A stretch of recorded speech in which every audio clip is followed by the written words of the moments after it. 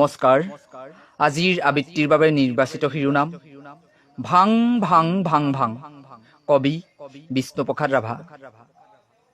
ভাং ভাং ভাং ভাং লোহাৰ শিকলি ভাং, চিং চিং চিং চিং দাখতৰ বান্ধোন চিং, খোল খোল খোল খোল কাৰাৰ ফাটক খোল, ভাং ভাং দুৱাৰৰ ডাং, শুন হৌৱা শুন শুন ঘুখিছে ৰণ বিখান, মুক্ত আকাশে উৰে দীপ্ত ৰক্ত নিচান, ৰক্তেৰে ৰঞ্জিত সুৰুষ উদীয়মান, শুন মুকুতিৰ সুৰুজৰ আহ্বান, হালোৱা সজোৱা হেৰো মজদুৰ কিষাণ, মুক্তিমান মুক্তিমান মুক্তিমান, শোষকৰ দল আজি হব অৱসান, পেষকৰ হস্কৰ হাং,